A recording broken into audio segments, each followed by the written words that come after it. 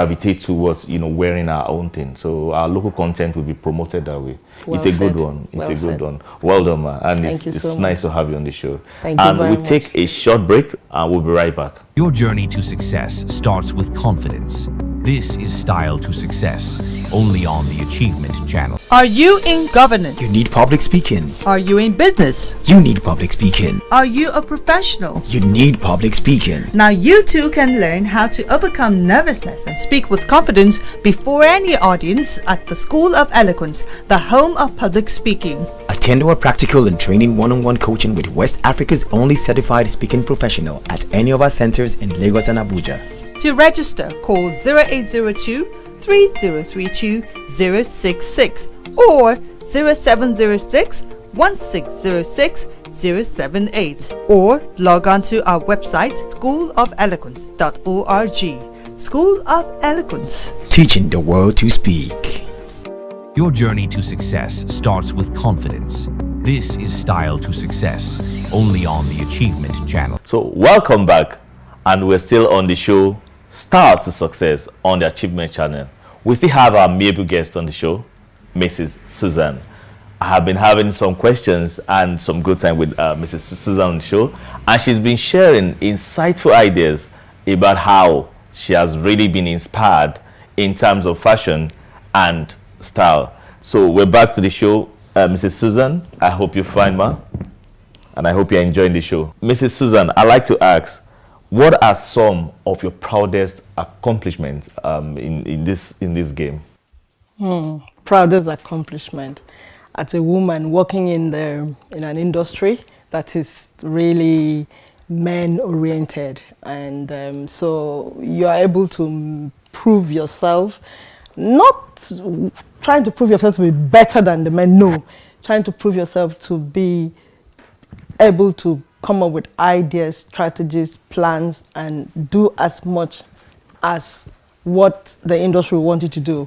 I mean, being in the oil and gas industry, it was quite challenging, trying to do things, go offshore, climb up baskets, do this, do that. But, as a woman, you are able to do all those things. So I'm proud of myself that we were able to come out fine, and we were able to do most of the things that our male counterparts will do. That's a good one. Impressive. And one last question, man. I'd like to ask that, what advice would you give someone who wants to become a stylist? Talking about, becoming a stylist in a climate like Nigeria. Oh, like the program says, Style to Success. Like I said before, I picked my inspiration from meeting Dr. Ngozi Okonjo-Iweala, and the difference between her, she had long skirts, while I prefer the shorter ones. And there she was as a minister of the finance, and then for the coordinating economy, and she was always in meetings, going from one place to the other, and still in her long, skirts with ankara and her turban. So, and I was like, if she could do this, and even do it at the World Bank level, where she was having meetings and all that, then why not do it in Nigeria? So there's nothing you cannot achieve, whether you're wearing ankara, or you're wearing ashoke, or you're wearing akwete, or you're wearing, whatever native, clothing we have. Your style is your style, and it's what you make out of it, and that's what you become. Like what you're also wearing. Before you could see male folks were always in suits, but now I see a lot of guys also dressing down, wearing this, and it's as comfortable as what you could wish for.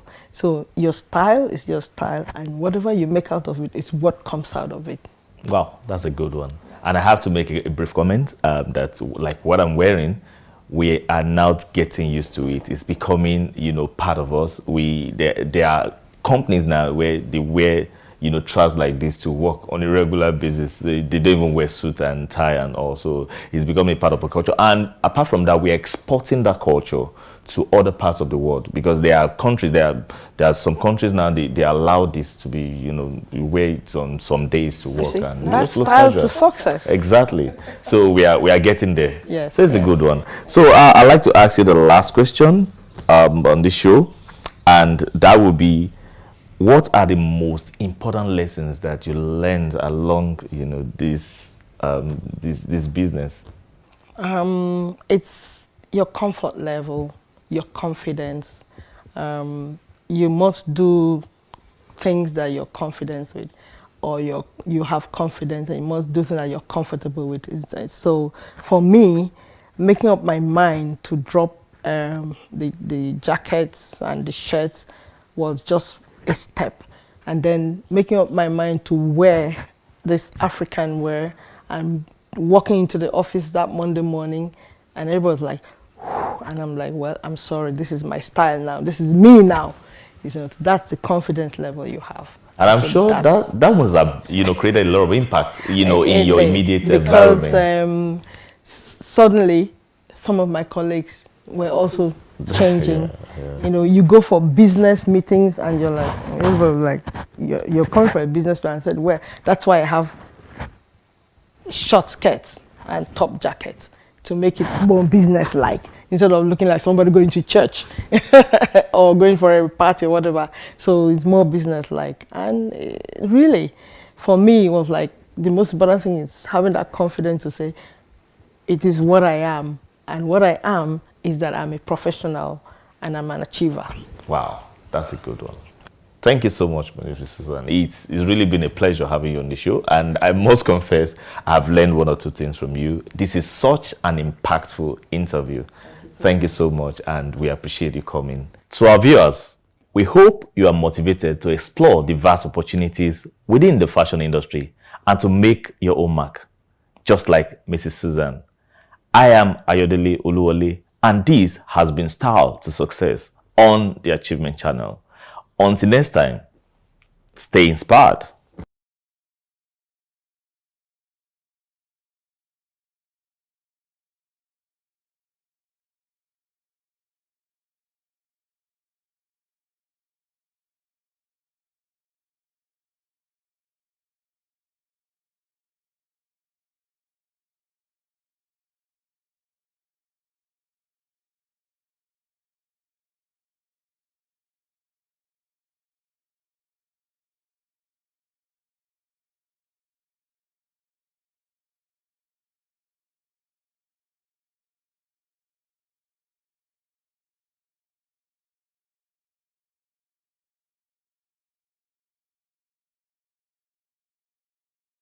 People's saying holds a powerful truth. Just as farmers seize the sunny days to harvest hay for the future, we too must seize opportunities when they present themselves. So, here are 3 key insights to help you maximize the inspiration embedded within the depths of this age-old wisdom. First is about seizing opportunities. Opportunities often come fleetingly, much like the sun breaking through the clouds. It's not enough to recognize them, we must act swiftly and decisively, whether it is with starting a new business or pursuing a passion or seizing a career opportunity. The time to act is now.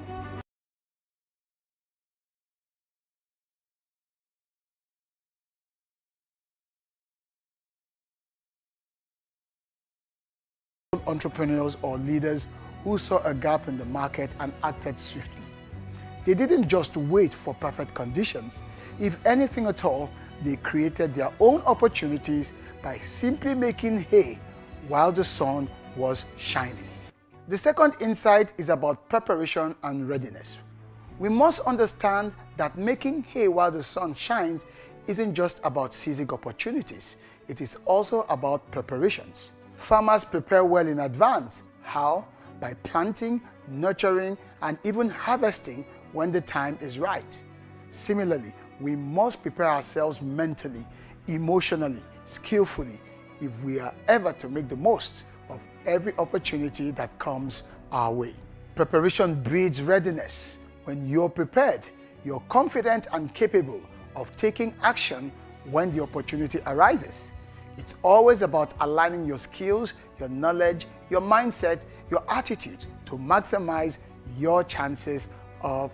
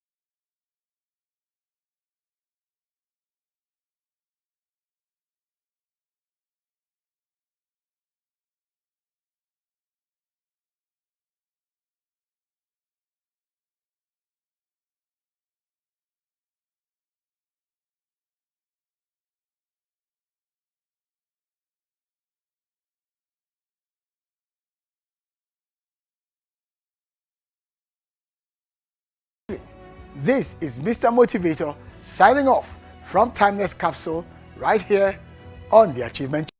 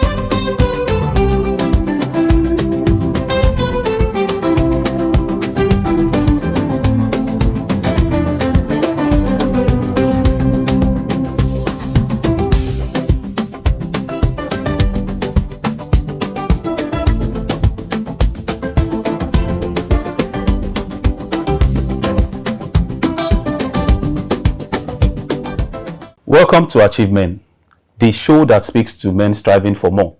Broadcasting from the School of Eloquence in Ikoyi, Lagos, on Nigeria's first and only 100% motivational TV station, the Achievement Channel. I am your host, Martins Oloye. Today's episode is The Burden of Silence, Why Men Don't Share Their Struggles. Joining me to discuss and do justice to this topic are accomplished gentlemen, Victor Diali, managerial psychologist, leadership expert, and certified coach with over 26 years experience, trusted by global organizations to build better leaders, and Akin Opatola, a trailblazing real estate professional, president of FAIRC Nigeria, and mentor who's shaping future of real estate across Africa. Together, they will help us to unpack the cultural, emotional, and personal weights men carry, and how we can create safe spaces for real conversations. This is Achievement, not just inspiration, but blueprints for action. You've been watching Achievement with Martins Oloye right here on the Achievement Channel.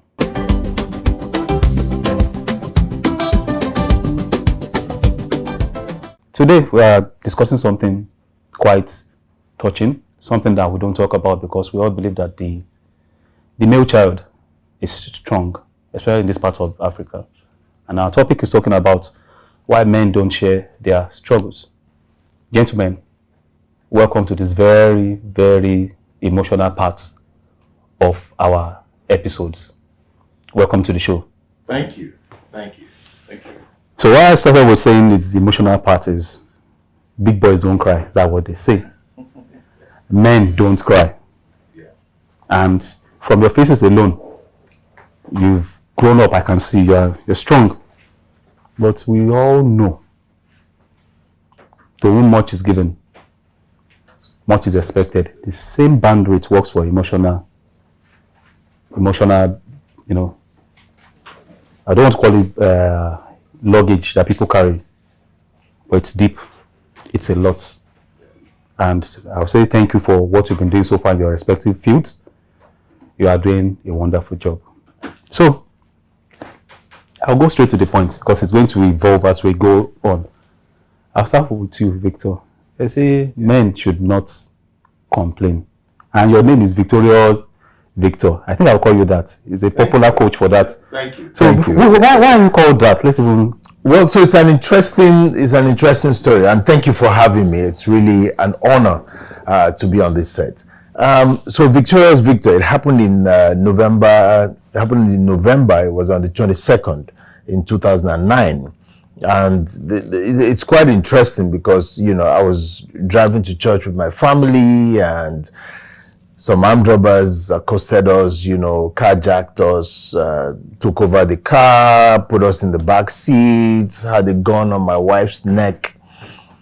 Top speed, they pushed my wife out and kept driving with us and drove us to a bush, you know, and it was my nephew and I. They asked me to jump into the bush.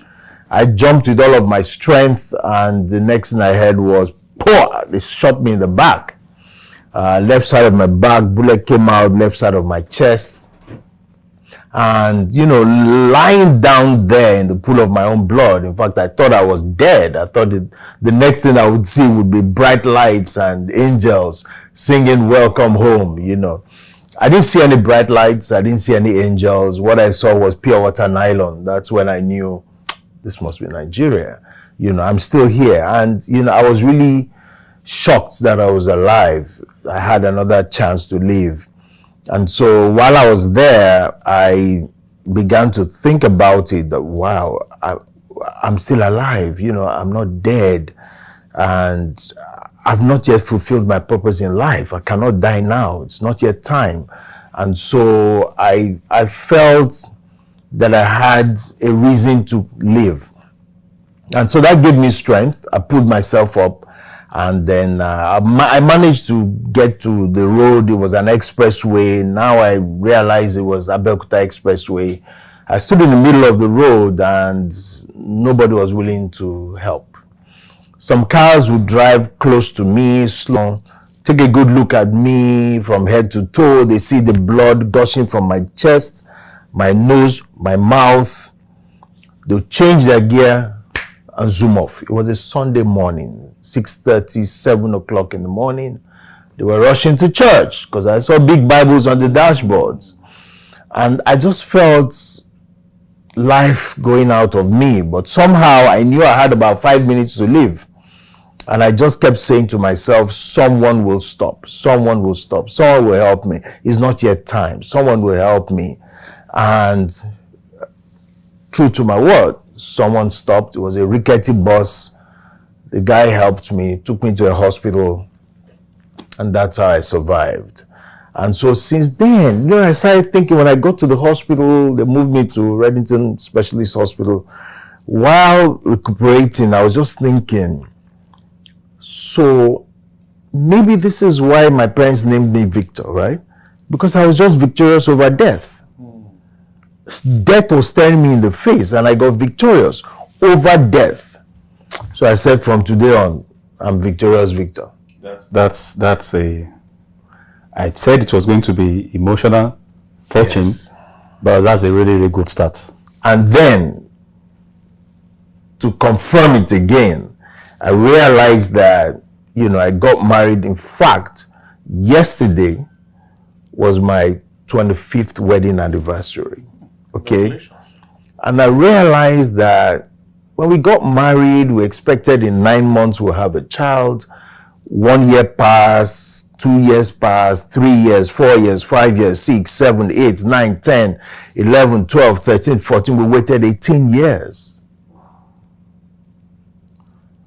And now we have 3 children. Okay. So it really makes me realize I'm truly victorious, you know. So I'm Victorious Victor. Yeah, it's a lot to take in at once, even for our wonderful viewers. We're going to start taking it piecemeal. Yeah. But it's a beautiful way to start. And that has put us on the pedestal on how this episode of this show would go. True. And we're trying to actually look at what it means to be a man in this part of the world. So I will let you start so that you can take, you know, just briefly, so we can enjoy everything we're doing. Yeah. Why do we believe that men, you know, the cultural part of this world, why do we believe that men don't complain? So in psychology, there's something called conditioning, right? I think that's a major part of it. We've been conditioned like that. It's not like that's how it's supposed to be, right? Because male and female, though different in some ways, okay, different in some ways, but we are all humans, right? We all have a heart. Inside the heart, there's a small part of the heart called the amygdala. The amygdala is the headquarters of emotion. Women have it, men have it, right? There's an emotional brain. Sorry, I meant brain, not heart.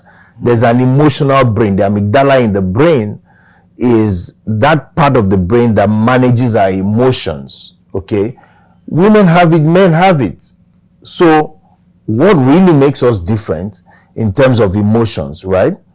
But somehow, our world, our culture our tradition has conditioned us that men should not complain, men should not cry, men should go out and struggle and come back, and when you face challenges, you should, not complain, face it headlong and succeed with it, and then come home with the spoils. And so that conditioning is the problem. So when there's a challenge, a boy falls and starts to cry, they say, no, don't cry.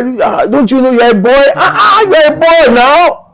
And so that conditioning, and remember, whatever we've been conditioned with from childhood, we take into adulthood. It's extremely difficult to break. I grew up literally in the barracks. So my friends, my mates, my colleagues, it's difficult for me not to, if I'm not calling Colonel, I'm calling this, so just that's our way of life. So I literally had guns in classrooms. So I see it every day, we have the parade every day, and it is a man thing to be, you chin up, you be hard, So what do you think? Why is it so? Because it's there, we all know, even right at this age and time.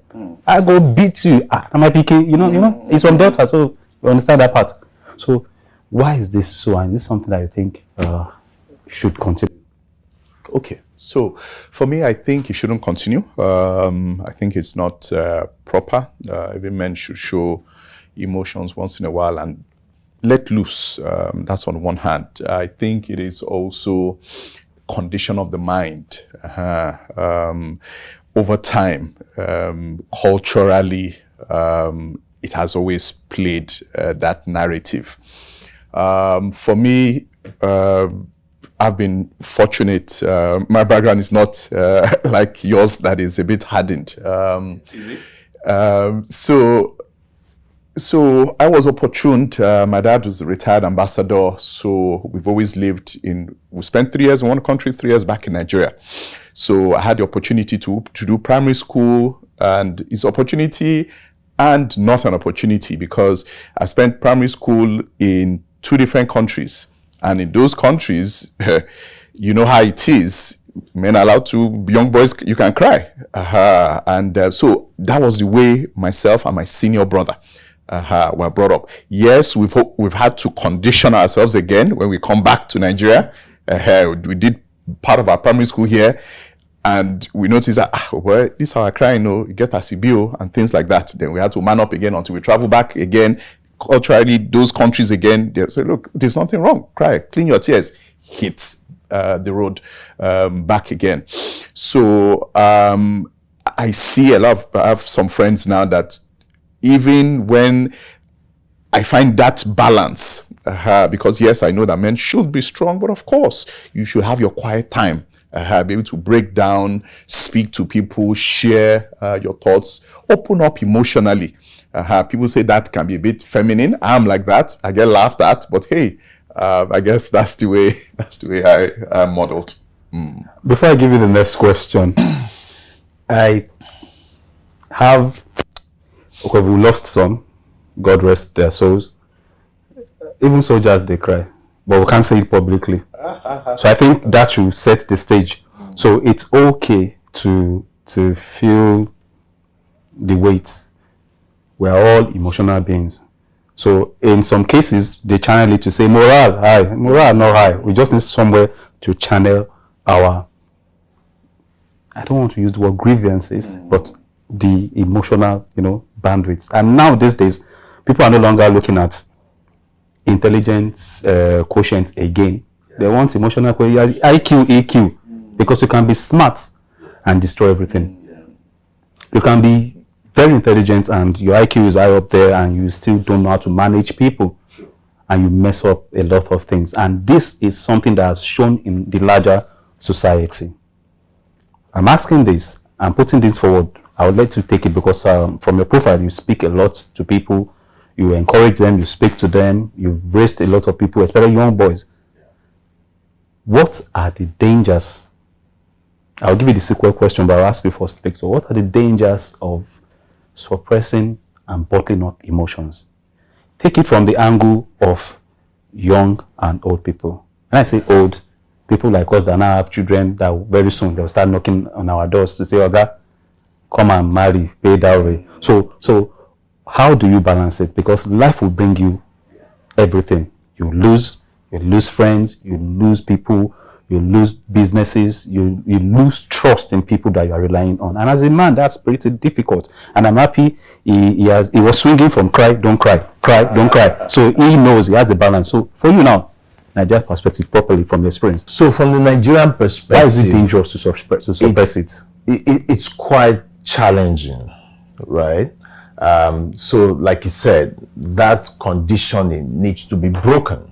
Okay, we need to find a way to resolve that, because life is not really like that. That's not a true reflection of life, because in life we will face challenges, we will face problems, and we need to be able to express our emotions, because if we don't express our emotions, we become depressed.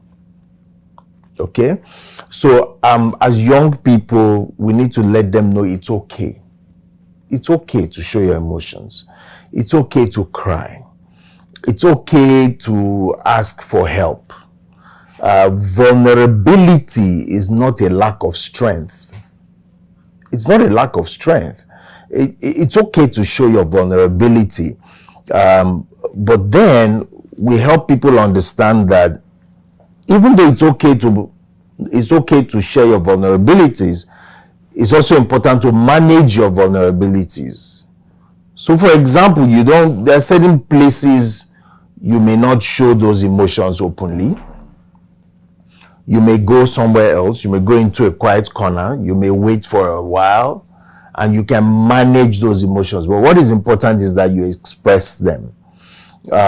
And it has a lot of implications. One of them being health implications. Because the more you bottle up emotions, the more you raise your stress levels. And we all know that there are hormones that get released into the body, into the blood, when you're highly stressed, cortisol, and that hardens the arteries. I'm not a medical doctor, but I think this is common knowledge. And as we grow older, there are certain things we experience in our middle age and in our old age. They start from when we were young. These things begin to build up and we don't know. So it's important for us to help young people understand that these things have grave implications, not just health-wise, even for our relationships. When you hear about husband killing wife or wife killing husband, sometimes it's because there are bottled up emotions. There are issues that have not been discussed. And then in the middle of the night, someone takes a knife and stabs the other. You've moved on to the next question. We're quickly going to go on break. We're going to get to that part because it's something that is very, very critical, which I would love us to discuss. There's a song by Birdie on America Got Talent, I think. It's okay, it's okay, it's okay. The girl had cancer. Original song. You can look it up on YouTube. I think you should. Well, there will always be problems, and our grace to carry it to the end mattered. So, in other perspectives, especially the office space and friendship, not relationship, now friendship, how dangerous is it to suppress your emotional luggage? So I think it's extremely dangerous and it's very risky. There are a lot of conversations now, especially with a certain demographic, the Gen Zs in the workplace, with mental health and depression issues. You see staff members come in, work fantastically well this week, then the following week, due to one or two traumas or bottled up emotions, whether male or female, then all of a sudden they let loose in the office. which can be which can be tough. Before now, we couldn't put a finger on it. It's now that those conversations, and it's a topical conversation. Oh, it's mental stress. Oh, take a few days. Human resources can understand. But imagine back in the days, they'll say, is this person mentally okay? Are you sure this person is fit for work? If you'd also notice that there's a prevalence of gyms and people even of our demographic and lower doing a lot of exercises, what I found out that it is also a way of releasing stress and depression. So there are a lot of fitness centers out there. A lot of people go there. In fact, that's a whole new industry. Yeah. They are gymming their way out of issues, anxiety, problems. And I like the fact that you also touched on it. To me, I may be wrong, but even serial killers, back in the days when you watch some of these movies, they've told the male child, oh boy, don't cry, they don't do this. And he's seeing, he's bottling up. He's seeing his parents' abusive relationship. He's bringing it. There's no psychologist, there's nobody, no church member, no senior brother or colleague to be able to unveil and share those things. He's bottling it up. Pressure has to come out one way or the other. It's tough. We'll go on a break, but pressure, like that popular guy said, pressure to wow. Yo, baby, pressure to wow. So we need to find a way to not bottle it up.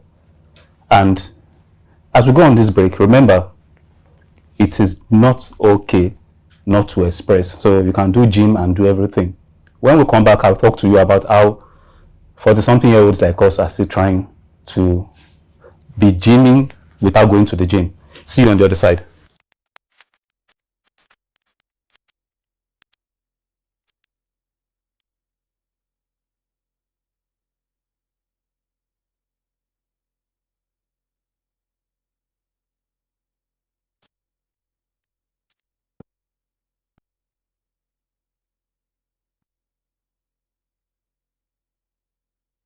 Eloquence focuses attention on the message and the audience.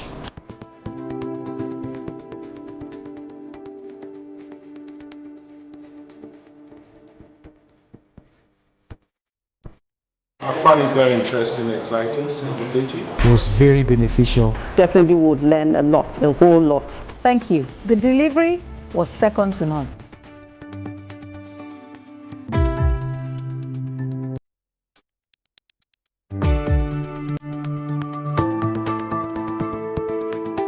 Speak with power. Speak with power. Speak with power.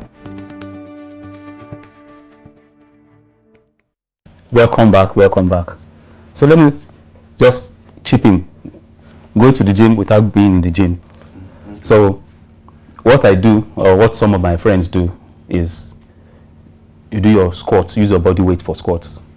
Don't do too much. Some of us, our cardio cannot take it. Your abs is, there's so much fat, you can't do it.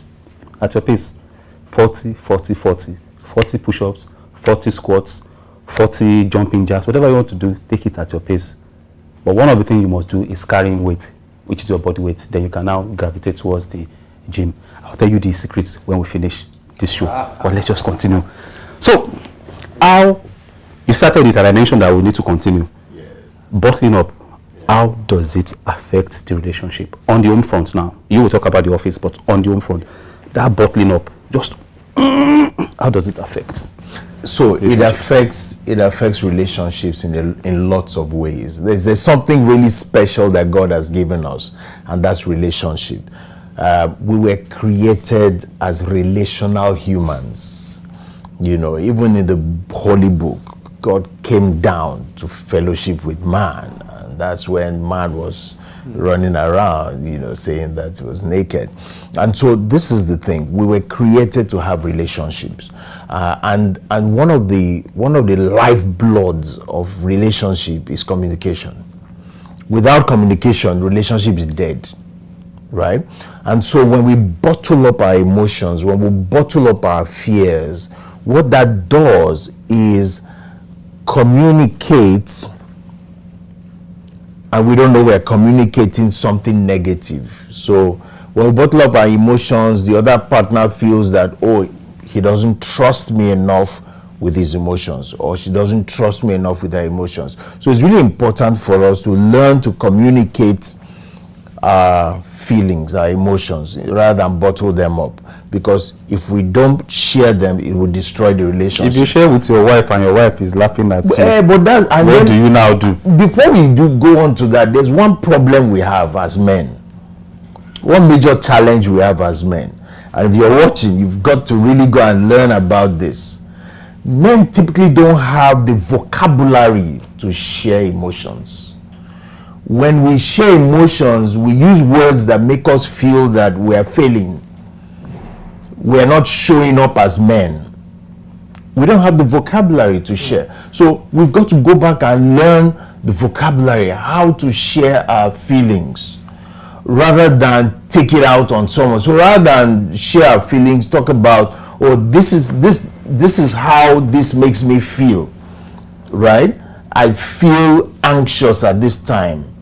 Rather, we find a way to still look masculine and strong without the vulnerability that comes with it. So we don't use the right vocabulary, and that's a problem. So we've really got to go back and learn, and in that way reprogram ourselves. Just like for you to really speak good English, you've got to go and learn eloquence. And that's why you come to the School of Eloquence. Do you feel terrified when speaking before a group?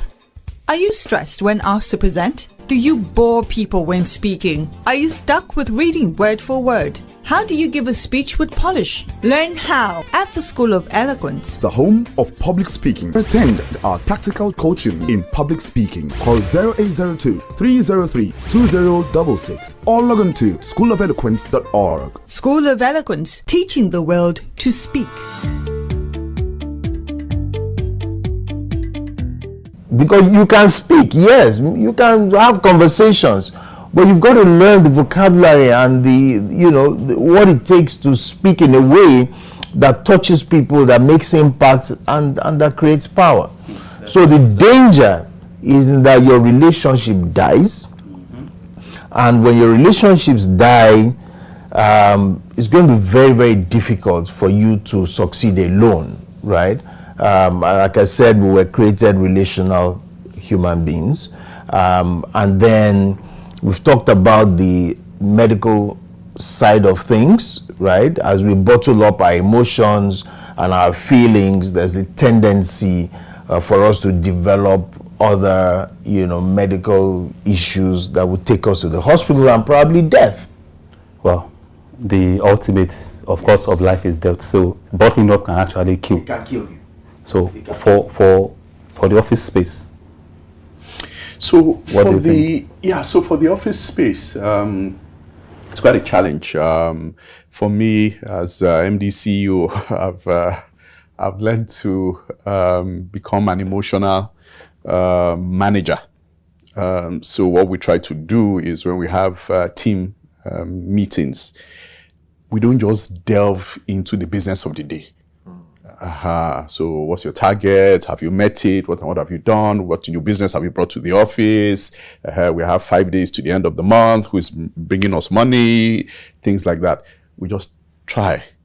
So I've learned that also, that, hey, okay, you guys, who has anything nice to celebrate? Did anything interesting happen over the weekend? So that any good news? Oh, you lost your aunt. Oh, sorry, was she dear to you? So sometimes it's even tough for me because I'm like, you're paying salary on Friday, which thing concern me with one auntie, but you just have to try. Then they begin to come out. I'm like, so this thing I read in this book, so this thing I watch in this movie, so it's true. Then they begin to come out. Nobody has asked them. They are coming up with stiff pressures from the house, and it's tough. And one of our core values is teamwork. When I finish my team meeting, they go out, they need to work together for that collaboration and participation. Then to me, I've noticed that when I'm in a good mood, I've shared with my wife, I'm happy, there's when I can be given 1 or 2 bonuses. Okay, let's increase salary next month. But when I'm stressed, I've bottled up, I've not shared, there's one burden that I've brought to the office, even me too, I'm shouting at them. Who wrote this report? Rubbish, this is the way I taught you. Get out from here. And they too, they're wondering, Then the thing begins to trickle down. Which kind of guy be this? Must you shout? Can't you guide us? Then me too, and now I regret, this guy just resumed with us 2 months ago. I've not really carried him along. Then the whole thing just trickles down negatively, then I feel bad. I've also noticed that my staff members are like my family. I spend more time. I get to the office 7 a.m. I don't leave until 5:36. When I get home, I eat, watch TV, sleep off. Early in the morning, third mainland bridge traffic. So I spend more time with you people. So you people are my family. So I need to know what happens to you guys. What are the good news we need to celebrate? So that even if they don't have ways to ease off pressure, create one and a safe space. Wow. Excellent take, both of you. It is, when you are going, you pick speed, gear 1. And these days, we now have gear 7. You know what I mean? And for those of you that love auto, get on the autobahn. No, nothing is stopping you. So, 2 things we are going to take now from your takes. And I'll start from you. But I'll let you say it first, then we're going to talk about safe spaces. Yeah. You mentioned family. I'm coming back to you for family. Victorious Victor. I noticed that the way leadership and who the person that is leading is reflects directly on the children. It mirrors, directly. Stockholm syndrome or whatever you want to call it, whether the good way or the bad way. The same thing applies to men. Today we're not talking about fatherhood and parenting. We're talking about men. Beer parlor in this part of the world. Yeah. In other places, lounges, men's group, polo club, country club, golf club are ways to ease out. So it means that the avenue to talk is important for men. Sure. Like what we're doing. Yeah. So how do you think we can create more safe spaces for men that we talk? Because when alcohol is in the body or you are watching football and people talk and you'll be wondering, now this is not with this. And you can't put the two together. They're like 2 strange people. Yeah. So how do we create those safe spaces and for men to know that, look, speak, be a baby, be yourself again. Yeah. Say the way it is from your perspective. Take your time. So here's the thing. When we bottle up our emotions and our feelings, we tend to increase our stress levels, right? When stress increases in the body, we usually would develop a coping mechanism. This is natural. We find a way to cope with the stress, okay? And when the thing clears from your eye, it's waiting for you. You go and carry it again. So it's not really a solution. And alcohol, like you said, is dangerous. Alcohol kills more people than weed, for example. Yes. Right? So this is the thing. So we tend to turn to habits or mechanisms that are not healthy for us. So we need to find a way, like you said, to create safe ways of expressing our emotions. And, like when we are in a beer parlor or a bar or something, people talk, right? But watch what they talk about. Most of the time, they don't talk about their deepest pains. They don't talk about their struggles. They talk about football. They talk about women. They talk about, all of those things. And all those things are surface things. The real issues, when a man, for example, is facing impotence, for example, and it's weighing down on him. That's not ephemeral. Please, who's going to talk? Who's going to tell his friend that, look, oh boy, they stand again, So we need to understand that it's okay to discuss these things. So we need to now promote things like, men's clubs, There are programs on TV, on radio that usually a men's roundtable. You hear about women's roundtable. You hear about all women always have one event or the other, to go to. But how many do men have? So we need to encourage the society, encourage people to come up with events that men can go to and have conversations, even in church. For example, during Christmas, right? There are bags of rice for widows. There's nothing for widowers.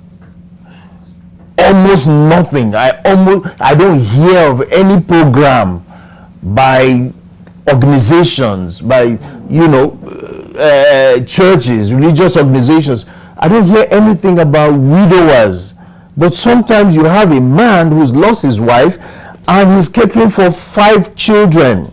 Has to go to work, has to make money, he has to make food for them. So many challenges, and there's nobody to turn to. When he goes to someone, they say, but you're a man. Now, this is what makes you a man. So we need to create those safe spaces. In other countries, there would be parks.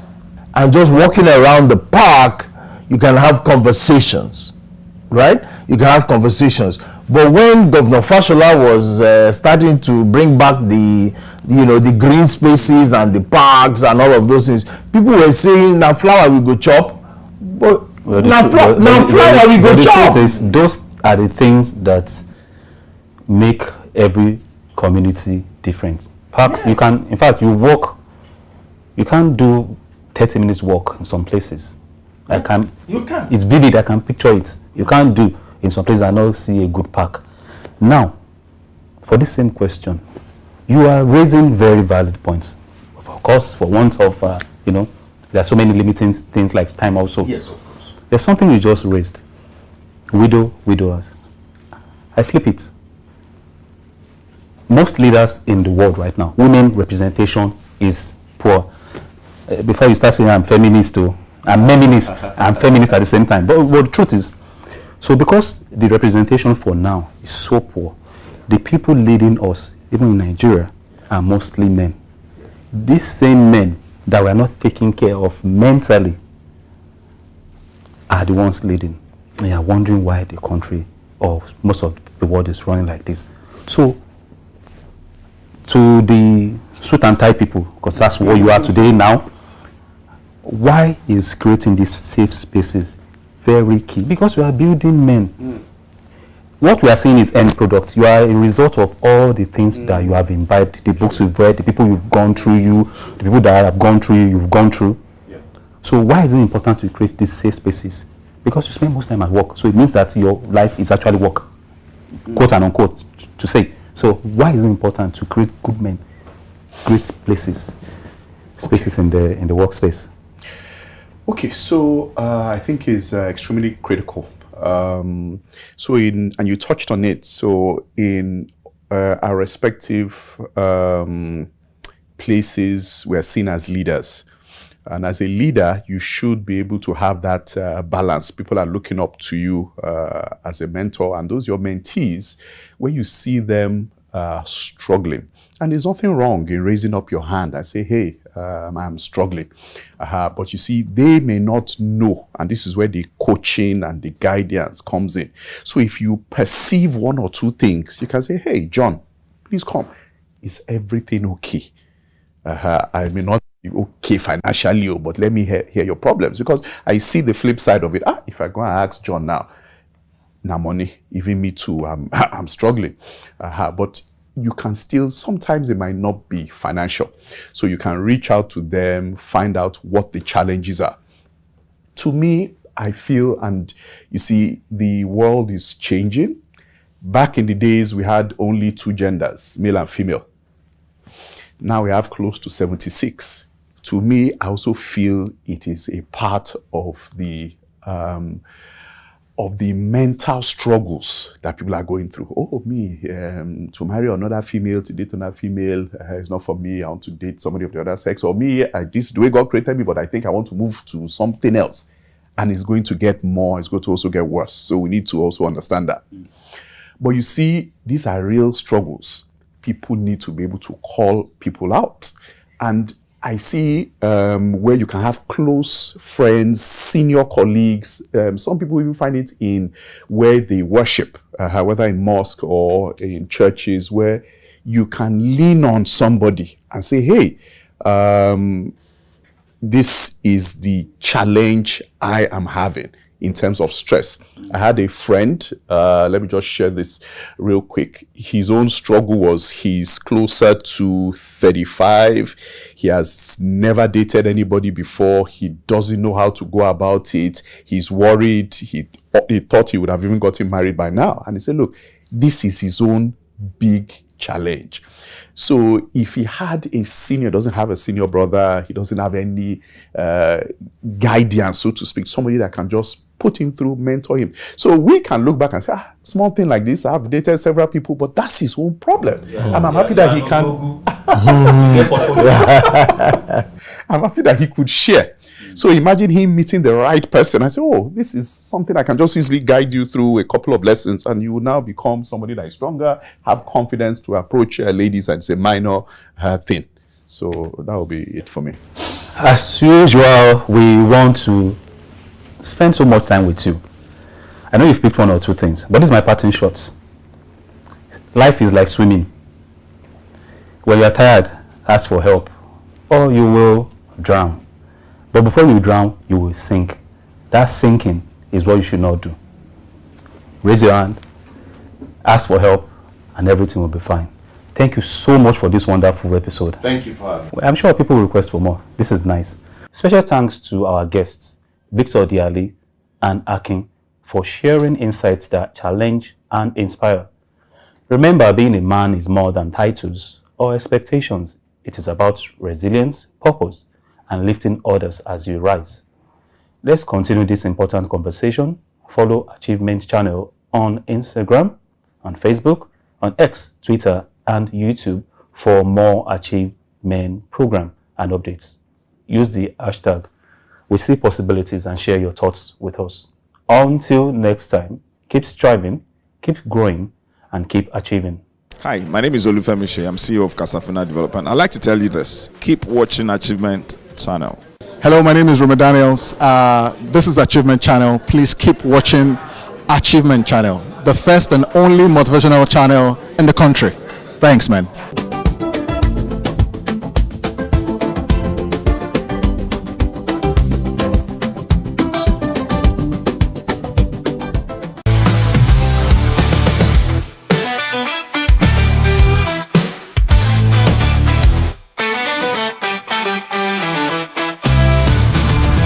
Good day and welcome to Achievement News, right on the Achievement Channel, Nigeria's first 100% motivational television. My name is Comfort Idongise Basi, your guide through the stories of triumph, innovation, and positive impact shaping our world. Broadcasting live from our School of Eloquence studio in Ikoyi, Lagos, we bring you the news that truly inspires. At Achievement News, we believe in celebrating human ingenuity, resilience, and the relentless pursuit of progress.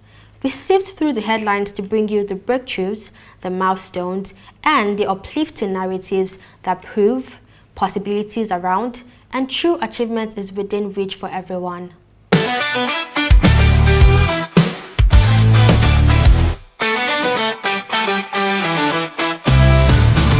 Our top story in global health brings a monumental breakthrough for millions worldwide.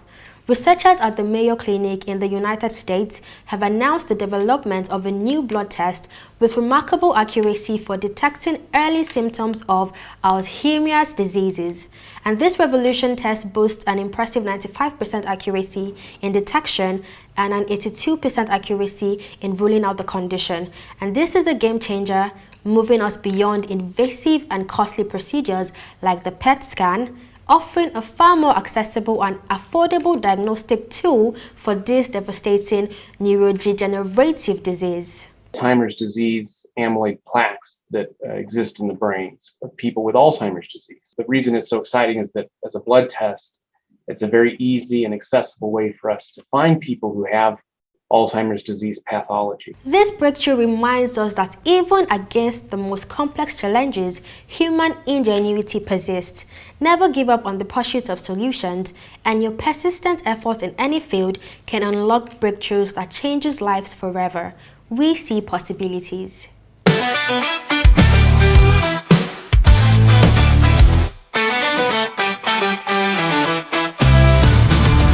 Bringing it home, Nigeria has showcased remarkable commitments to its health sector on the global stage.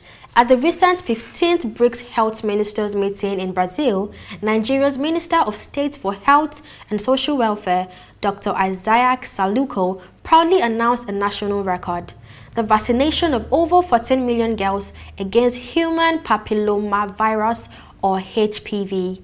This massive effort is a huge stride towards cervical cancer prevention. Furthermore, Nigeria has allocated a significant $200 million in its 2025 budget to sustain critical interventions against HIV and AIDS, tuberculosis, malaria, underscoring our nation's resolve to prioritize health, even amidst global funding shifts. Every step taken in collective health is a step towards collective strength. Your personal commitment to well-being and community health contributes to a healthier, more prosperous nation for all. We see possibilities.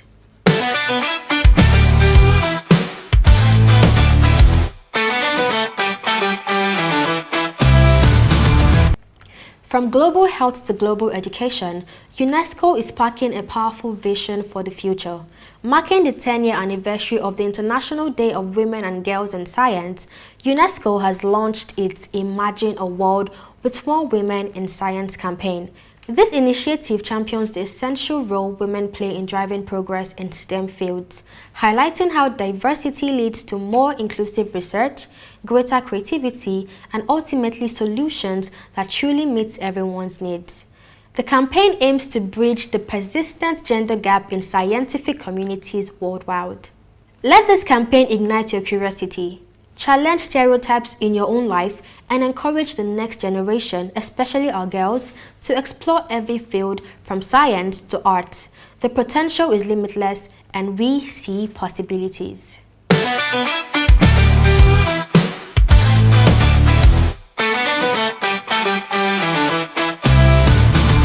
And speaking of limitless potential, a Nigerian youth has made our nation proud on the global stage. Stanley Chudubem Anigbogu clinched the prestigious overall title of 2025 Commonwealth Young Person of the Year. Stanley was recognized for his groundbreaking work transforming waste into solar innovations, which have provided clean energy to over 10,000 refugees across Africa. His organization, Lighted, founded during the challenging period of COVID-19, has also trained 6,000 students and recycled over 20,000 kilograms of waste. Stanley's story is a powerful reminder that age is just a number when passion meets purpose. No challenge is too big when you approach it with creativity and a desire to make a difference. Inspire change in your own sphere. We see possibilities.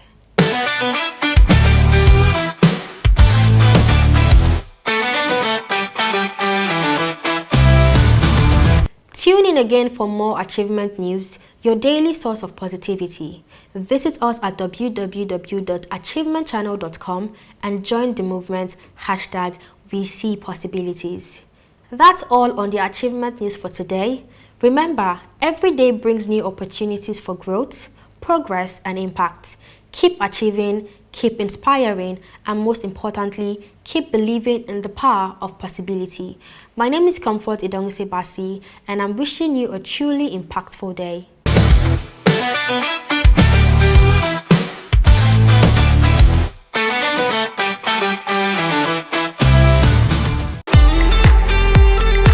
Welcome to Teachers World, where we celebrate the heroes of education.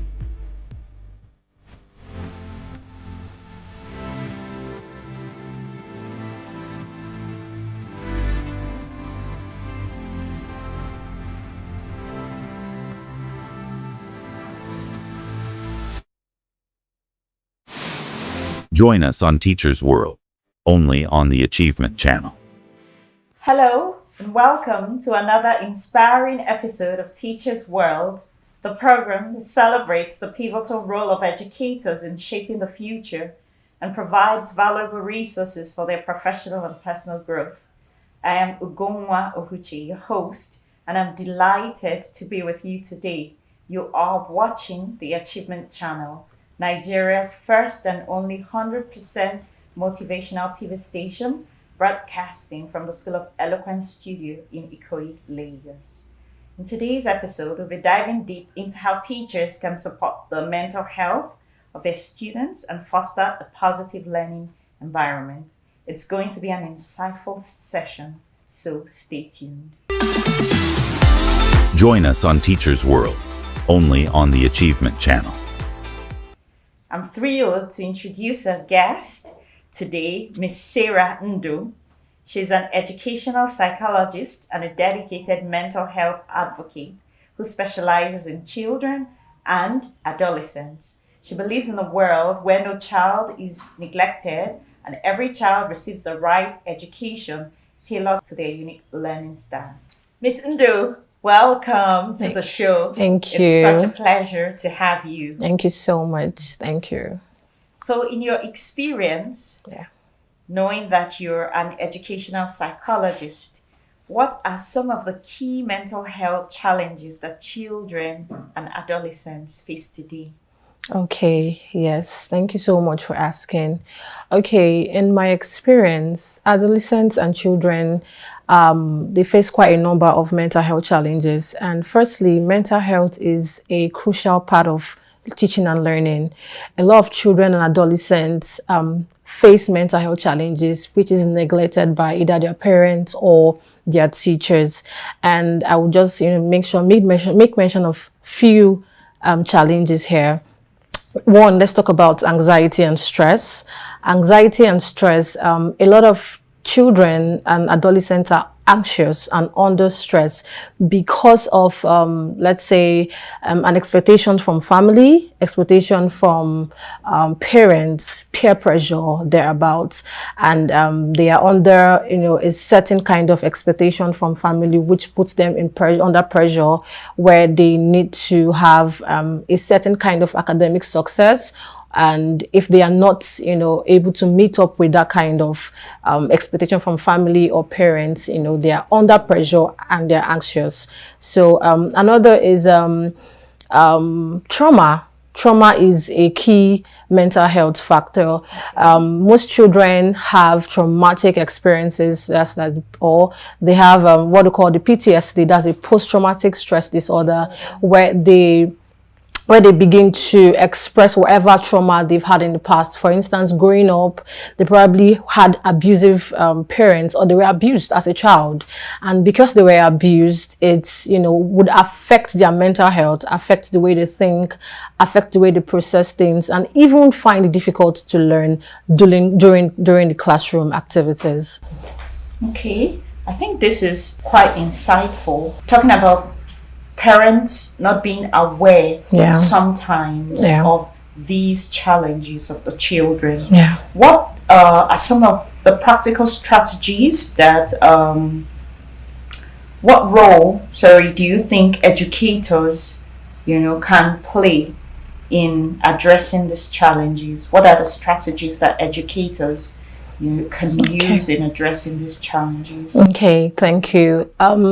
Educators, which are teachers, first of all, they are the first to actually take notes and figure out when a child is struggling mentally. They are the first to ever notice that a child is struggling mentally.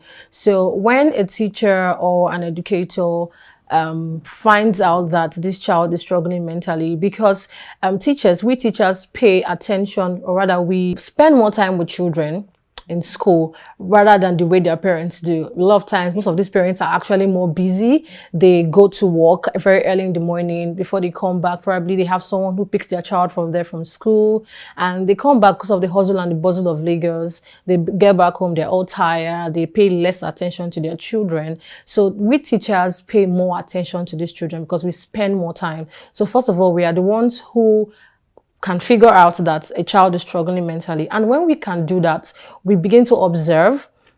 We observe their academic performance, their socializing skill, if they isolate themselves or they are just irritable, they, just flare up just by a little thing, they're angry or whatever. So one, we're able to observe. And while we observe that, we, educators or teachers are supposed to, now call this child, draw the attention of this child and, have a conversation, not being judgmental, have a conversation, just get to know what the matter is. Is there something, is there a problem at home? And by the time the teachers have had that conversation, they can now, furthermore take it to the parents, get to involve the parent of this child and pay attention to it. Furthermore, if it's, something that they think they should involve the school authorities, they should, get the school authorities involved. This is so true. Picking the point of being in Lagos, where a lot of parents are actually really busy.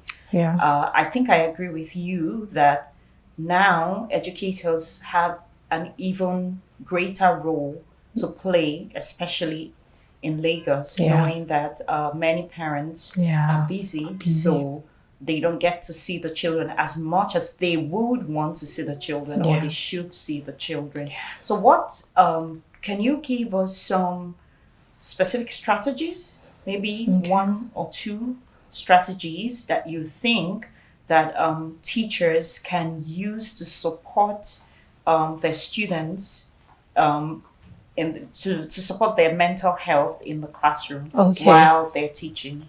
Okay, some of the strategic methods that practical strategies that teachers can use to support the mental health of students. I would want to talk about growing up. It was quite difficult for me to learn because I had challenges socializing. I didn't know how to speak up. I had a very low self-esteem, so I didn't know how to. It was quite uncomfortable for me in class. And also because of the fact that I had challenges academically, where that term of a child being a dullard came from. I struggled with that. I struggled academically. I couldn't, I didn't have good grades. I didn't have good grades growing up. And it now made the teachers and even my, classmates, look at me in a certain way. There's always that, stigma that comes with children who do not perform well academically. And with that, these children are not comfortable.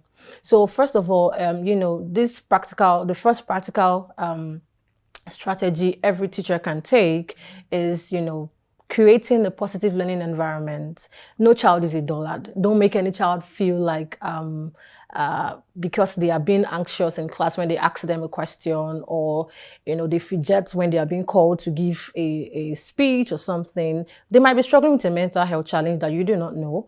And instead of making them feel less of themselves, create a positive environment, make them know that they can do better.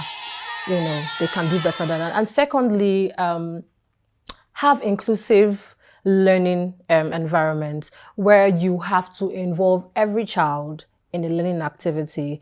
You don't have to say, because this is a brilliant person or that is a brilliant person, then they should be the one to be pushed in any class activity. Involve everybody. Let every child be involved in any classroom activity. Practicalize it. Give them a group discussion. Give them a group work to do. And in that way, we can actually have a good teaching learning process.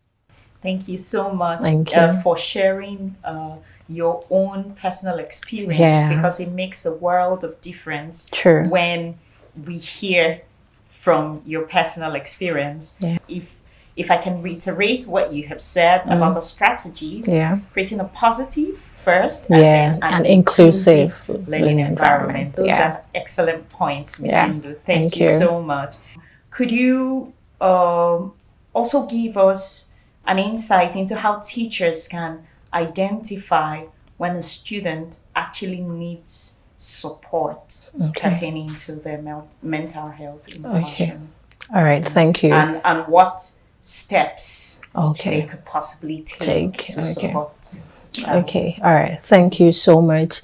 I would say that teachers can they can get to know when a child is actually struggling mentally by observing. Observation is one of the key things to know. Every teacher is like I say teachers are second parents. Yeah, teachers are second parents where, after their biological parents, then we have the teachers. So the first thing that they can do is to observe.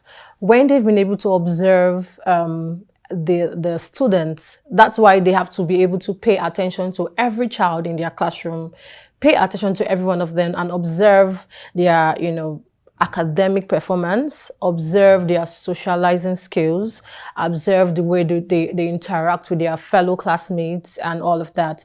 So by the time you're able to observe that, okay, this child was doing better last term, but this term now your grades are reducing. What's the matter?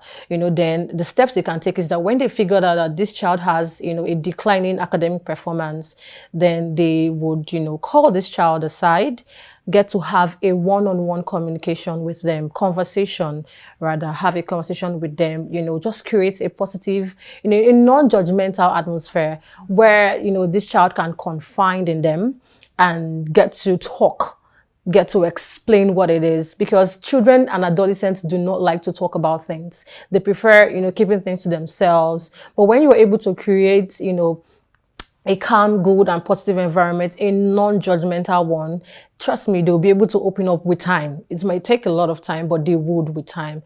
And when you've been able to do that, the next step is to get their parents involved. Or if you feel getting their parents involved might be too much, you can tell the school authorities to get, probably a guidance or a counseling, strategy or so, a guidance counselor to help, or have a specialist, a mental health specialist in their school where they can actually assist the child. So yeah. Okay, thank you so much, Ms. Ndu. These are excellent points that you have raised. So we will be taking a short break now. So you are still watching the Achievement Channel, and we're here with Ms. Ndu. We'll be back. Stay tuned. For us here at the School of Eloquence, our primary focus is on the art of public speaking, because it's a major problem.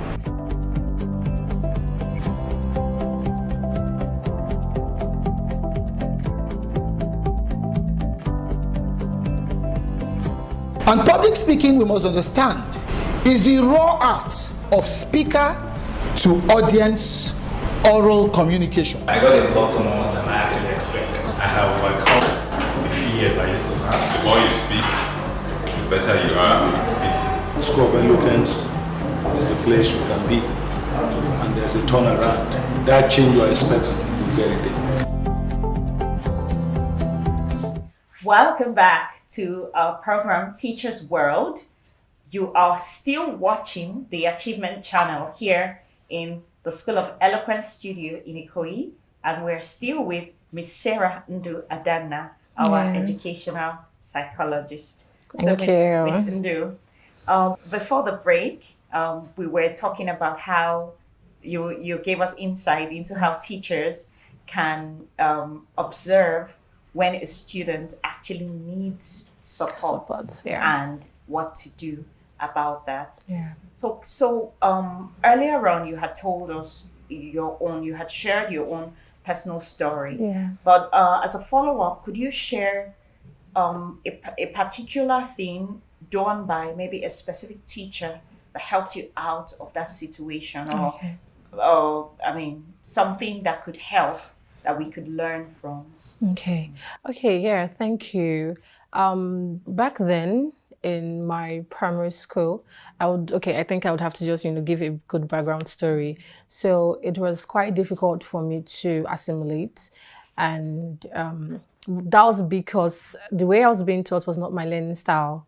So that's where the educational psychology of children comes in. It wasn't my learning style, meaning there are different ways children learn, and there is a teaching method applicable for that learning style. So because of that, I found it difficult to learn. So for instance, I'm a visual learner. I learn better visually. I rather see what you're teaching me than just giving me theoretical, aspect of what you're teaching me. So that affected the way I learned and assimilated knowledge, which now made it, hard for me to read and write exams and have good grades. So fast forward to when some teachers, a particular teacher paid attention and she called me, okay, what is this? What's the matter? Is there something wrong? Is there anything at home? And is there a problem? And all of that. And what she did was so profound to me because after she had a conversation with me, I didn't even know because I was young. I didn't even know that, I had that as a challenge. So after she now realized that it's actually the way, and it's not like I didn't know how to read, write, and I did that, but I needed a better way to learn, which was a visual aspect of learning. So what she now did was that she now involved my parents, and, told them that it's better off that, they get involved in my academics by, helping me to, having technologies like, other things to assist, like after school work, whatever thing that's been done from school, my parents should be able to, help me visually to learn, probably with a phone or something, just so that I can, be able to, and that helped for a while. That helped for a while. Also, I was not able to, now understand better what was learned. And with that, that now made me understand that I learned better visually. So fast forward into my secondary school and university days, I now understood that whatever is being taught theoretically, because of the Nigerian system of education, they do what they can do, the lecture method, give it to you and you're out. So I now understood better that this lecture method is not going to stick. All I have to do is that I go on YouTube, look for means to get what was taught in class. And trust me, when I do that, watch those videos, and when I do that, I'm able to understand every single thing that was taught in class, and that way I had better academic performance. Beautiful. This is a powerful example of how one teacher, the care taken by one teacher, actually made a huge difference in your life. Thank you so much for sharing this story with us. Now, let's talk about self-care for teachers. Okay. Teaching is a demanding job. Of course. You agree, and I know that because I have the experience. And teachers also need to prioritize their own mental well-being. So what advice do you have for teachers for they themselves? Okay, thank you. Teachers, first of all, you are not a therapist. It's not in your role to want to act the role of a therapist to every child. But I tell you, it is most important that you also prioritize your mental health, because if you are affected mentally, you cannot give in your best to every child that needs your support. So I would advise that prioritize your mental health as a teacher. Seek support if need be. Go for professional therapeutic sessions with mental health practitioners. Have one-on-one sections with them, and get to understand your own mental health and whatever thing you are struggling with and the solution that will be preferred to you. Prioritize your mental health. Take out time. Don't even overload yourself with work. It's hard, of course, as a teacher. It's hard. You need to, it's demanding. You need to meet the needs of every child in the school, but make sure you take out time for yourself.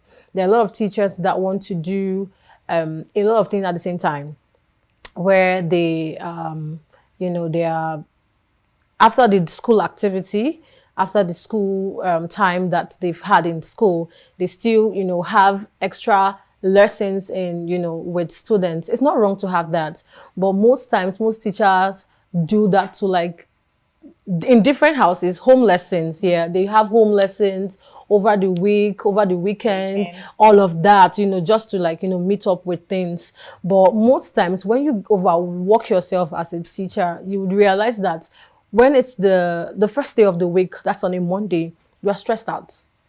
You wouldn't put in so much for the students that actually need your help and support, you know. So make sure you prioritize your mental health, reduce every stress as possible as you can, you know, reduce it, because whatever you have is what you can give out. Yeah.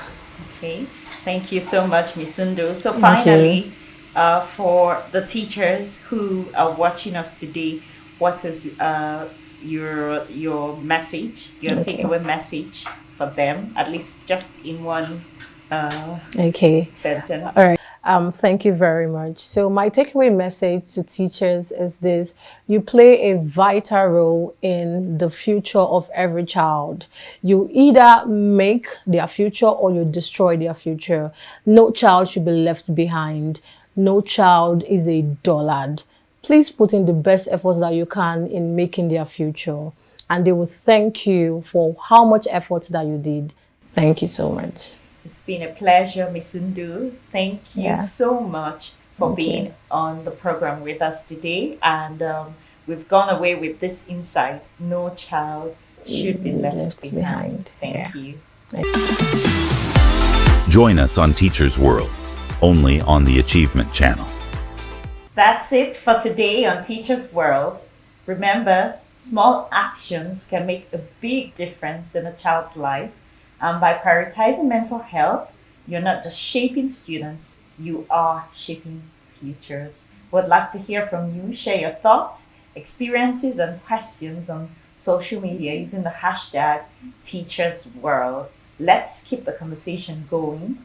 Follow us at Achievement Channel on Instagram, Facebook, X, and YouTube for daily doses of inspiration, exclusive content, and behind-the-scenes updates. Use the hashtag #WeSeePossibilities and share your thoughts with us. Stay inspired, stay focused, and keep seeing possibilities on the Achievement Channel, where we see possibilities.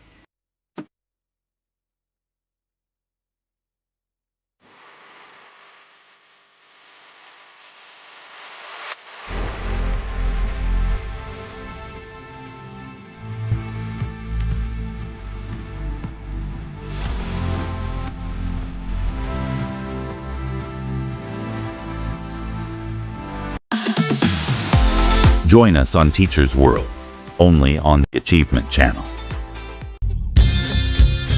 Mr. Motivator, Mr. Motivator, Mr. Motivator, Mr. Motivator Minute, Mr. Motivator, Mr. Motivator, Mr. Motivator Minute. Mr. Motivator, the challenge to perform. Every morning we're told in Africa that the gazelle wakes up with a clear determination that it must run faster than the fastest lion in order not to be eaten alive. Every morning we're told that the lions also wake up determined to run faster than the slowest gazelle, otherwise they will starve. Well, there's a moral to this anecdote. It is simply this: that it doesn't matter whether you're the lion or the gazelle. What truly matters is that when morning comes, you had better get up and get going. It's the dawn of a brand new day, and I'm here to ask you, what do you want to achieve today? Where do you want to go with your life, with your goals, with your aspirations? What sort of difference are you seeking to make in whatever it is you've chosen for yourself to do? My job is to challenge you to perform. My job is to inspire you, to energize you, and to bring to you all of the resources that you will need so that you can indeed say to yourself that, yes, I had this morning with Mr. Motivator. Mr. Motivator, Mr. Motivator, Mr. Motivator Minute. Walt Disney, the founder of Disneyland, once said that all our dreams can come true if we have the courage to pursue them. we're going to be discussing what I consider my favorite subject matter. It is the subject matter of dreams, the subject matter of setting goals for yourself, of aspiring to achieve the impossible. Most times, what we think is impossible is actually something waiting to be done by someone else. In fact, as Napoleon once put it, that impossible is only a word to be found in the dictionary of fools. And I know you are not a fool. So when we talk about dreams, what are the 4 major things that you need to know in order to live a successful life driven by the power of dreams? Number 1, you must dream big dreams. Dream the dreams of giants. Dream a dream that might look so impossible at the outset, but you need a dream to be so big so as to enable it to challenge you, to inspire you. It's always very important to realize that you were not made for small things. As a matter of fact, every one of us is made to do something big at one point in time or the other in our lives. So dream a dream that stimulates you, that excites you every morning to want to get up and go. That's the first principle. Number 2, you must draft the dream. Put it down in writing. Maybe you need to sculpt it, paint it. In whichever way you can, put it out there. Make it tangible so that people can see and relate to it. And number 3, you must declare your dreams. Tell people about your dreams. We're not asking you to discuss your dreams, but I'm saying to you, declare it. Let people know what it is you are seeking to accomplish in your life or in whatever field of human endeavor that you've set out to do. And then finally, number 4 is this. And this is where it all comes together. You must do what the dream demands of you to do. If the distance be not traveled, the destination will never be reached. Dreams will remain pie in the sky if we do not take action. So, what actions are you taking? Set goals. Specifically begin to outline what you need to do so that you can begin to work towards them. I leave you with the words of a young lady who was challenged and people felt her dreams were impossible. In fact, they said to her, "Your dreams are not real." Then she replied by saying, "The dream is real. It is the failure to make it happen that is the unreality." Dream big dreams. Mr. Motivator. Mr. Motivator. Mr. Motivator. Mr. Motivator, the challenge to perform.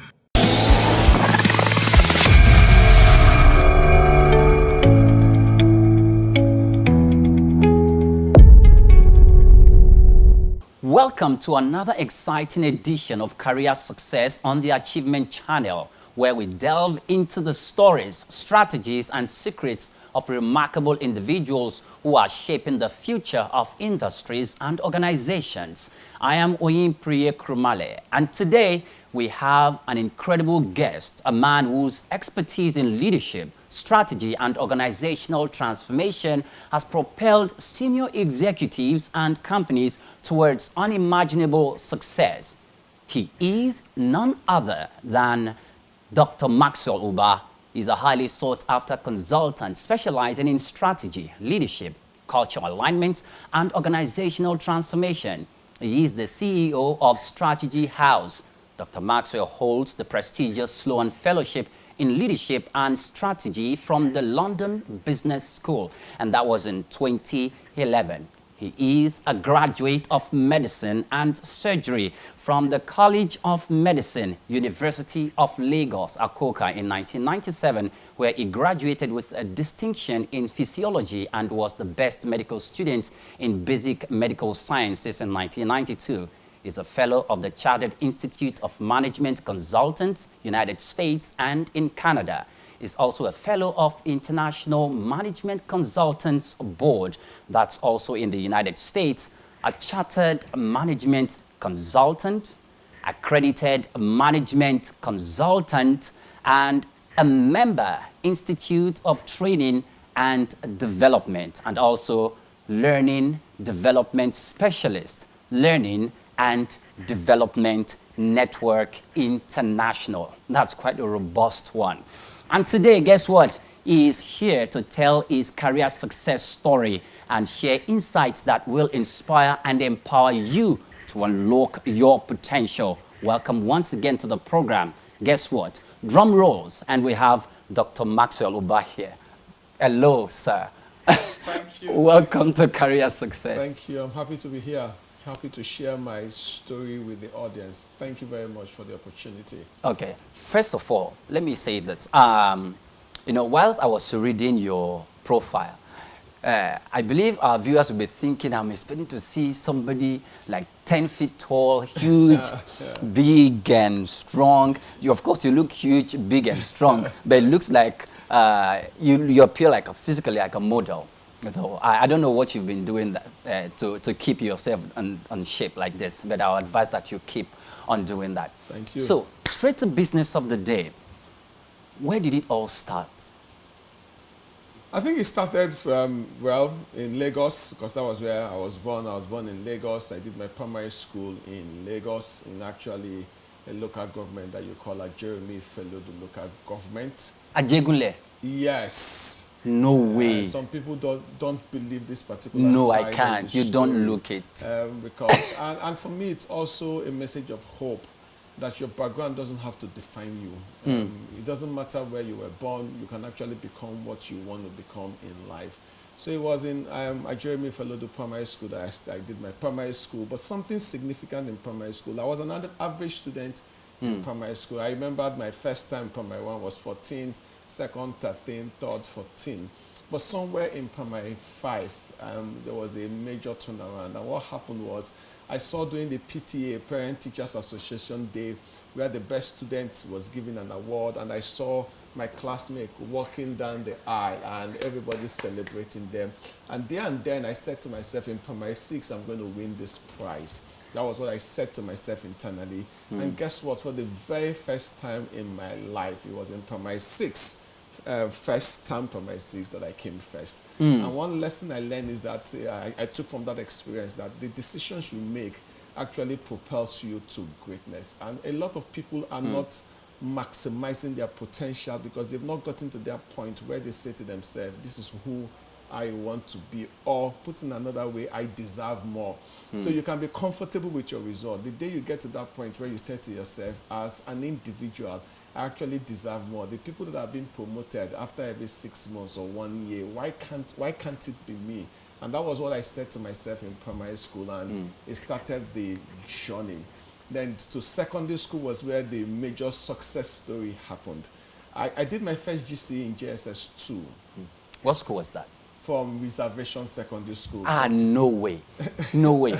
The reason why I'm saying this, because if you know where a Jeremy Fellow Primary School is, that's in Ajegunle. I'm sure you've heard stories about that place. And let alone Reservation Secondary School, that should be in Apapa. Yes, Tolu Schools Complex. Tolu Schools Complex. So for people it's a dangerous area for secondary school students at that point in time. At that point, yes. You could hardly tell if those students have any vision or plans of becoming someone in life. I'm just trying to paint a picture. It's coming from somewhere very deep. And for the fact that he has emerged the way he is now is something to be applauded. Yeah, thank you. So the school was Reservation Secondary School. Like you said, in the 80s, the Tolu Schools Complex is notorious for gang activities, criminal activities, and all that. But I was fortunate, blessed, lucky, whatever you want to use, to have a teacher who, his name is Mr. A.B. Adelusi, who called me and some other boys and said to us in JSS 1 that we should go home and tell our teacher, our parents, that we're going to write GC in JSS 2. In fact, when I went home and announced that I was going to write GC in JSS 2, I didn't really know what GCE was. This was 1980, 86 there, but I didn't know what GCE was. I was just excited about announcing GCE to my parents. I remember what my late elder brother said. He said, because of you, WAEC will create F10. And I asked him, I asked him then, what is F10? He said, F9 is 0 to 39, but your result will be so bad that WAEC will create F10 because of you. Cut the long story short, the teacher started preparing us for GCE eventually I entered for 3 subjects in 1987. I did my GC in 7th Avenue Primary School in JSS2. I did maths and physics and English in JSS2. And I had a C4 in maths, a C6 in physics, and a C6 in English in JSS2. Wow. By SS1, 1989, I was the 2nd best science student in the whole of Lagos State. So in Wow. Yes, in 1989, I represented Lagos State in a national quiz. The overall best came from Queen's College. Then I need to mention it from Queen's College. Then I was in SS1 and the lady was in SS2. So we represented Lagos State in a national quiz. And the lesson for me also is that even in a bad situation like Tolu, I had a teacher. And everybody can benefit from having a model, a mentor that can shape your future academically or in your career. So that's what happened in secondary school. And I wanted to do, I know because people will ask. That's an excellent story, I'm telling you. Thank you. Please go on. Thank you. So in 1989, so when I wrote my papers in 1989, my first choice was to do engineering because physics was my easiest science subject. But those days, if you're very intelligent in the sciences, you are pushed towards medicine. And so I said to myself, I like challenge, and University of Lagos was the highest cutoff mark. And if I can do GC in JSS2, I should be able to enter University of Lagos first time. And I wrote my GC in 1990, entered. 1990 was the year they cancelled English, and I scored 244 over 300. I had 244? Yes, I had a 90 in physics, a 78 in chemistry, and a 76 in biology. So I entered University of Lagos, and in my second MB, which is what they call the most difficult exam then in school, I don't know about now, I had a distinction in physiology, and I was the best student in my class. And I won the University of Lagos Prize, the College of Medicine Prize, the Provost of Medicine Prize in 1992. But somewhere along the line, I had to make a detour from medicine. Okay, now before you move on or start telling us how you detoured and what prompted that, this is quite inspiring. Your foray, your movement from primary, from that environment, secondary school, then university. So now I'm going to say you're a medical doctor.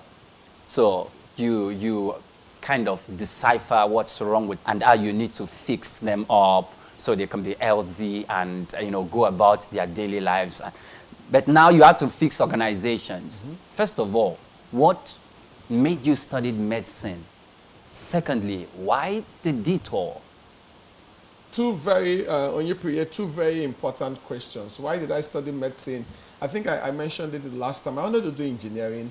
And in fact, even in school, when I say this, some people are surprised. I read Nikon and Packard, the physics textbook, from the first page to the last page. I read Abbott from the first page to the last page. So physics that name sounds familiar, Abbott. Abbott. Physics, I knew physics at the tip, you understand. I knew physics very well. It was the easiest for me science subject. I wanted to do engineering. My daddy, late of blessed memory, wanted a doctor. And since they said the best science students should read medicine, so societal pressure with that of family expectation pushed me into medicine. But I remember what my late mother said when I was filling my JAMB form. He said, do you think you have the mannerism, the attributes, the personality traits to become a doctor? I said, Mommy, I can. He said, it's not about your intelligence, it's also about your character, about your personality and all that. So med school, I was in med school doing well academically. Second MB did well, never failed any exam in med school. But somewhere in my 5th year, my daddy died. So the motivation for medicine also died with him because it was the primary reason then that I was doing medicine, coupled with the fact that I had a bit of that clash between my personality and the practice of medicine. So I just said to myself in 58, I think I need to find something else that aligns with my passion or something that aligns with my personality. And that was why I made the change. So why did I start studying organizations? It was in that 5th year when I decided I was going to leave medicine I started asking myself questions. My professors are people we revere, we worship, we idolize, because we need to read their textbooks to become doctors. But I noticed that when they are given positions, HOD, Dean of Basic Sciences, Dean of Clinical Medicine, and all that, or provost of the college, we noticed that they couldn't lead well. And I started asking myself in 5th year med school, what does it take to lead a group of people, an organization, a department well? And that was what led me to start reading Peter Drucker's book. Now, I know we are due for a break, and my producer is trying to prompt me for that, but I'm going to have to just take the risk to ask you one more question before we do that. What was motivating you, pushing you on the inside in all of this? Because it sounded adventurous, but and also you sound like you were enjoying it. So what was the motivation for you? I think the first motivation for me then in school is that I want to be the best that I can be in any field I find myself. That's the first thing. And secondly is that I wanted to play to my strength. And thirdly is also I want to help people. It might be in medicine, it might be arts of medicine, but ultimately I want to help people become, because what do doctors do? Doctors help people become better in their health. I help people become better as leaders and lead the organization. So that's my own way of helping people and contributing to society. At the end of the day, that's the things that motivate me. I want to be my best. I want to maximize my giftings and my talents. And ultimately, it means nothing if it doesn't help somebody become better. Okay. Now, thank you very much. We're going to go on a break. And when we are back from this break, Dr. Maxwell